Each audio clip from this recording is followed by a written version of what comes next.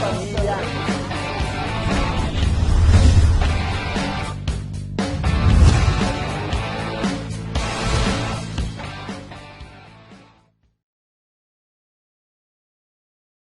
Vamos dar continuidade ao tema aí, controle da administração pública. No último bloco nós paramos tratando aí do controle interno da administração nos esquemas aí de fiscalização hierárquica, controle por supervisão superior. E agora nós continuamos no controle interno, comigo na tela, continuamos no controle interno. Quando se fala controle interno aqui, entenda o seguinte, é o controle da atividade administrativa, basicamente realizada aí pelo Poder Executivo, mas não só por ele. Então, o controle da própria atividade administrativa em si. Só que esse controle agora ele é provocado pelo administrado. Comigo aqui, olha. No bloco anterior, nós vimos o controle que a administração faz de si mesma, ou seja, os próprios órgãos, as próprias entidades controlam seus atos. Só que esse controle que a gente viu no bloco anterior era um controle por iniciativa do próprio órgão ou da própria entidade. Agora não, o próprio órgão, a própria entidade vai controlar, só que a iniciativa do controle vem de uma provocação, de um requerimento do interessado. Pode ser o administrado ou pode ser um próprio servidor. Então comigo aí. Esse controle provocado é o controle realizado pela administração, e aí aqui a gente pode perceber que é o órgão ou entidade, pode ser uma autarquia, uma fundação, mas iniciado por provocação do servidor ou administrado interessado na questão. Então, o controle é feito pelo próprio órgão ou entidade, só que a iniciativa do controle vem de uma provocação, de um requerimento pelo interessado. Olha só a observação interessante a ser destacada aqui. A provocação do controle realizar-se-á é feita pelos seguintes meios. E aí é importante. Olha só.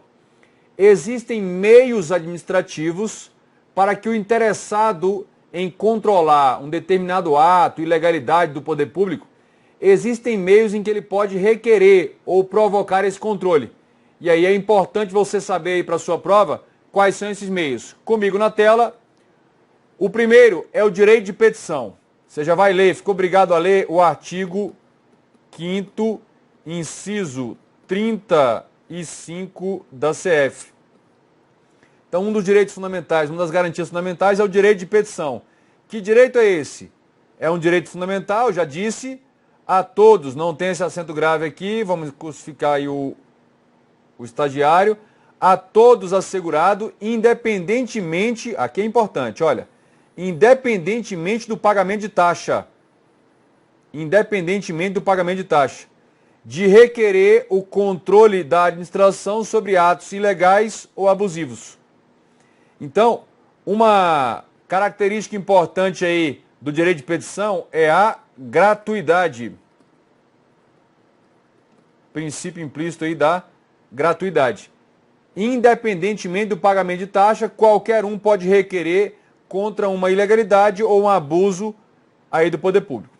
Bom, esse é o meio genérico. Mas existem formas específicas de você requerer o controle. Uma dessas formas específicas é o pedido de reconsideração.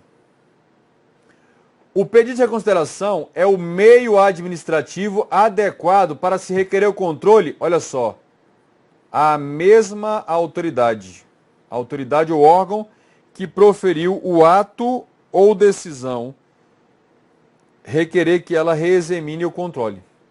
Então, o pedido de reconsideração é completamente diferente de recurso. De recurso administrativo.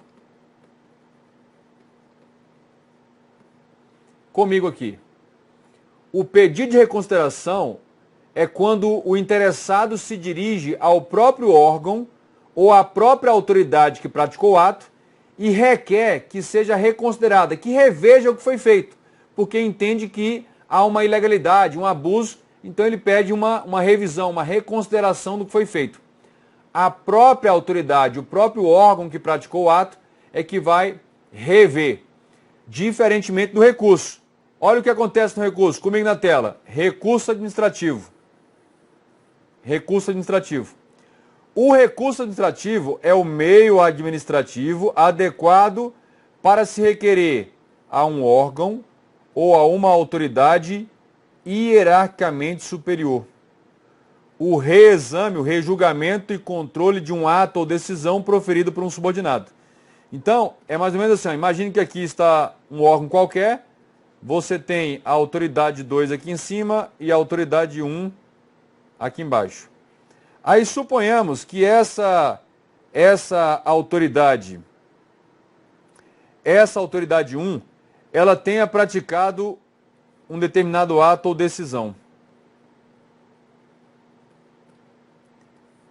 Para você impugnar, você vai vir com recurso administrativo. O recurso administrativo ele vai ser julgado. O julgamento é sempre por um órgão ou autoridade hierarquicamente superior. Em outras palavras, comigo, olha, no recurso administrativo, o interessado vai requerer a um órgão ou autoridade hierarquicamente superior que reveja, rejulgue uma decisão que já foi proferida por um subordinado. Esse é um mecanismo aí, olha na tela, esse é um mecanismo, o recurso é um mecanismo de provocar o controle da administração. Além dele, nós temos a reclamação administrativa. Reclamação administrativa. A reclamação é o meio administrativo adequado para se provocar o controle de um serviço que não esteja sendo prestado adequadamente. Então aqui é pedir o controle de um serviço público que não esteja sendo prestado adequadamente. Então suponhamos que aí no seu bairro, na sua quadra, na sua rua, não esteja sendo feito regularmente, de forma adequada, o serviço de coleta domiciliar urbana de lixo. Então você vai se dirigir à administração, à prefeitura, ao órgão competente, vai ligar e vai dizer que quer fazer uma reclamação, ou seja, quer pedir o controle para esse serviço público que não está sendo prestado adequadamente. Muito bem. Continuando. Agora nós vamos para o controle promovido pelo Poder Legislativo. O que é importante você saber? Se esse controle aqui, promovido pelo Poder Legislativo, ele é sobre atos administrativos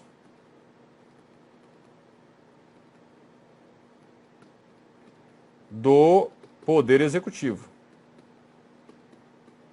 basicamente. Esse controle é um controle externo. Esse é um controle externo. Só relembrando aqui comigo, olha, controle externo é o controle feito por um dos poderes do Estado, um dos 3 poderes do Estado, em relação a atos praticados por outro poder. Quando o controle é feito de um poder em relação ao outro, ele se chama controle externo, nós já vimos anteriormente lá na primeira parte do controle. Então esse é um controle externo. Esse controle aqui é com o auxílio técnico do TCU, se for um controle em relação à gestão. Se for um controle em relação à gestão pública, orçamentária e financeira. Observação que deve ser destacada. Essa é muito importante, aparece em prova. Ao realizar o controle de um ato praticado por outro poder,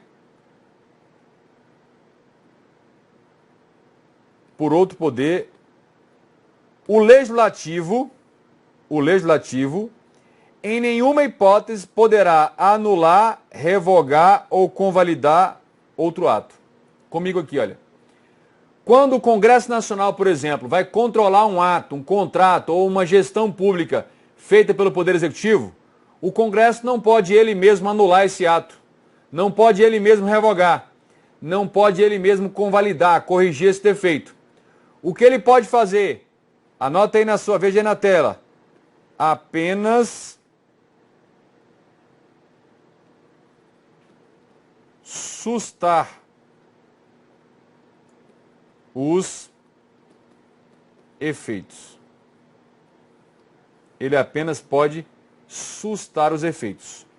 Se você quiser conferir isso aí, você vai encontrar no artigo 49, inciso 5º da CF, e também no artigo 71, parágrafo 2º da CF. Muito bem. Quais são as formas de controle pelo Legislativo? Vamos colocar aqui algumas principais que aparecem em prova. Se a gente fosse listar todas, ia dar umas 50 previstas na Constituição. Primeiro, a instauração de CPI, Comissão Parlamentar de Inquérito, ou então a Comissão Parlamentar Mista de Inquérito, que vocês estudam com mais detalhe as prerrogativas lá no direito constitucional.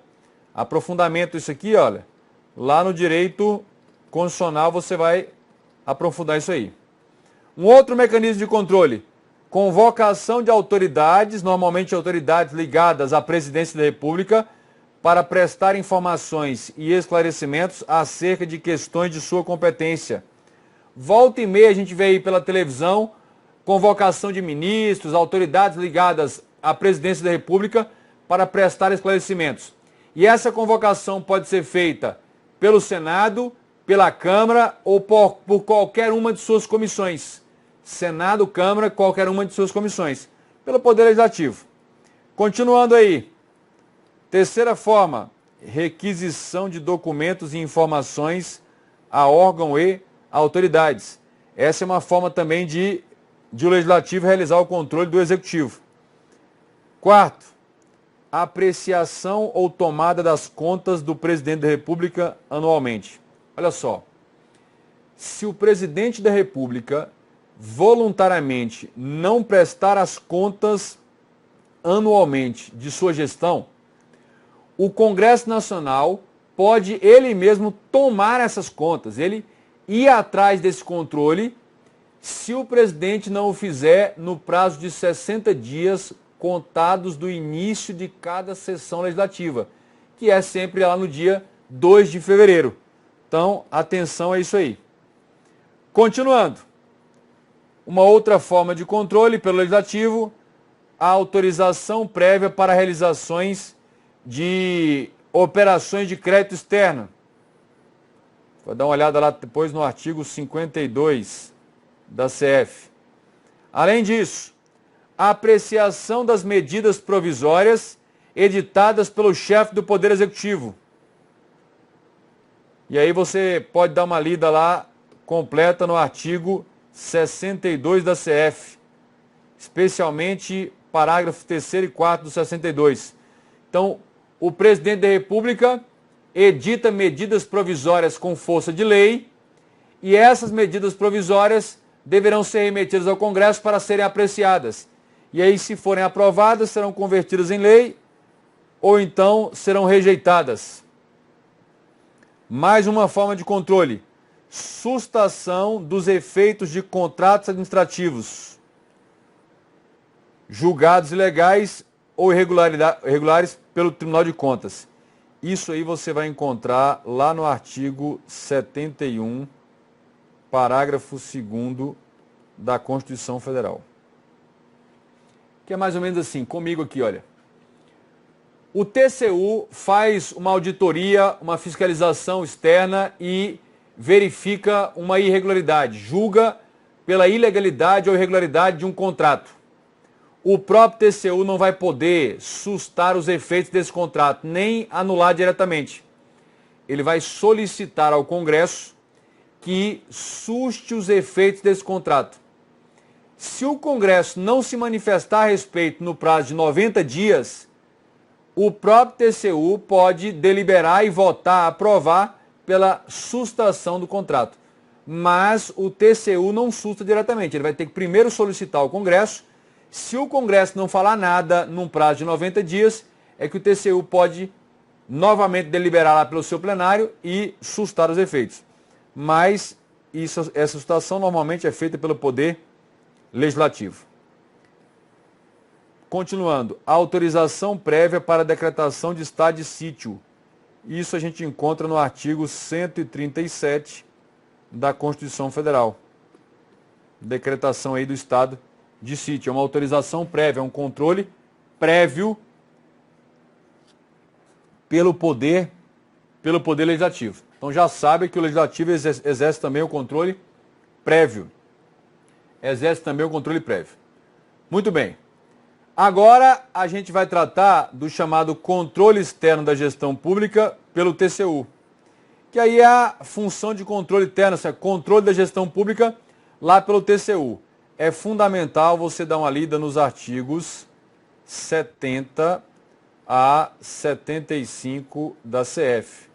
Muito importante, muitas questões de prova saem desses artigos. Em especial, eu destacaria o artigo 71. Este é fundamental. Bom, primeiro detalhe. Comigo aqui, olha. Vamos destacar alguns aspectos sobre a iniciativa do controle pelo TCU. Então, comigo aqui na tela, vamos destacar aqui o seguinte. Iniciativa do controle pelo TCU. Isso pode ser de ofício, o próprio TCU toma a iniciativa do controle, pode ser por representação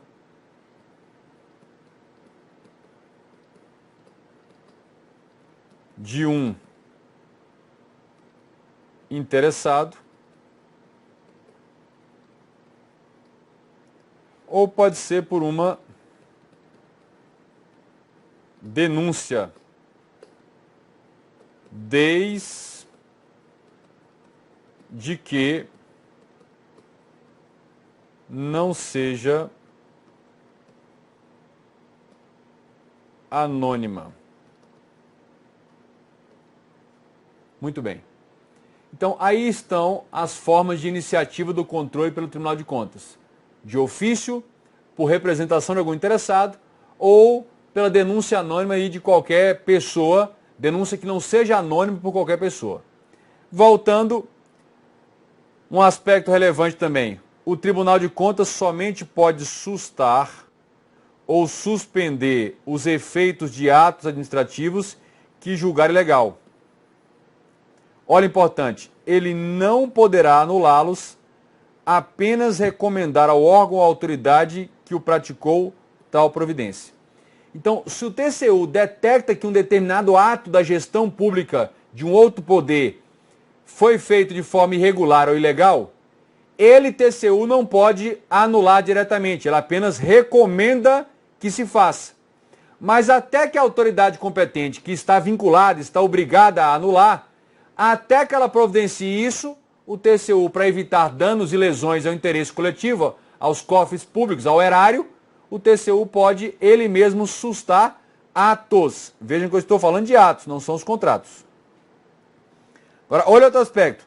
Se julgar que um contrato, agora mudou, se o TCU julgar que um contrato é ilegal e irregular, o TCU não poderá anulá-lo, nem sustar seus efeitos imediatamente. Apenas deverá solicitar ao Congresso Nacional que promova a sustação. É aquilo que a gente viu lá no artigo 71, parágrafo 2º da CF. Muito bem. Agora, olha o detalhe. É o que eu mencionei. Se o Congresso não se manifestar no prazo de 90 dias, o próprio TCU, diante da omissão do Congresso, ele poderá sustar. Sempre a sustação, sustar. Além disso, durante a tramitação do processo de tomada de contas perante o Tribunal de Contas do TCU, ele poderá suspender cautelarmente os efeitos do ato ou contrato objeto do controle, desde que haja comprovado risco de prejuízo ou lesão irreparável ou difícil reparação em interesse público. Então aqui, o processo ainda está tramitando, o TCU ainda não julgou que esse processo é ilegal ou irregular, esse ato, esse contrato, mas há fortes indícios, há a chamada fumaça do bom direito, a verossimilhança. Aí o TCU, tentando evitar que haja uma lesão irreversível para o poder público, para o interesse coletivo, ele já pode cautelarmente sustar os efeitos desse ato ou contrato. Muito bem. Além disso, é assegurada ampla defesa e contraditório nos processos perante o TCU relativos a, não tem esse acento grave, atos e contratos que beneficiam o interessado, exceto no tocante à apreciação da legalidade em relação a ato de concessão inicial de aposentadoria, reforma e pensão. Isso aí é um ato que está no artigo 71, inciso 3º da CF e na súmula vinculante número 3 do STF. Comigo aqui, olha. Regra: nos processos de tomada de contas especial perante o TCU, os administrados interessados terão direito à ampla defesa contraditória, exceto quando for uma verificação para fim de homologação e registro do ato de concessão inicial de aposentadoria, pensão e reforma. Então, o órgão de origem aposentou, reformou ou concedeu uma pensão. Quando vai para ser fiscalizado no TCU, esse procedimento lá não é assegurado a ampla defesa contraditória. Agora, isso está na súmula vinculante número 3 do STF. Agora, o próprio STF diz, se o TCU demorar mais que 5 anos da aposentadoria, da reforma e pensão, se o TCU demorar mais que 5 anos para fazer essa verificação, aí já tem direito à ampla defesa contraditória. Atenção a isso aí. Mais um detalhe, o TCU tem competência, tem poderes para aplicar multa pecuniária ao gestor ou administrador público, proporcional ao prejuízo causado e à gravidade da conduta. Sim, olha o importante, essa multa tem natureza de um título extrajudicial, um título executivo extrajudicial, que pode ser executado judicialmente contra o patrimônio do agente público. Então, o TCU, constatado que o administrador ou gestor público praticou algum ato de gestão irregular, ilegal, ele pode multar, e essa multa é um título executivo extrajudicial. Bom, entrando na nossa parte final aí de controle, vamos verificar o controle promovido pelo Poder Judiciário. Vamos começar com o básico. O Poder Judiciário não atua de ofício. Olha comigo aqui. O Poder Judiciário está aí na sua OBS. O Poder Judiciário só pode rever e controlar atos de outro poder se for provocado mediante ação judicial. Por quê? Porque o Judiciário não atua de ofício, não exerce a jurisdição, não julga questões de ofício. Então, fiquem atentos a isso aí. Quais são os meios de provocar o controle judicial, os mais importantes? Na verdade, qualquer ação judicial cabível no caso concreto é meio adequado para provocar o controle. Em especial, que ações a gente pode destacar? A gente pode destacar o seguinte, olha para mim.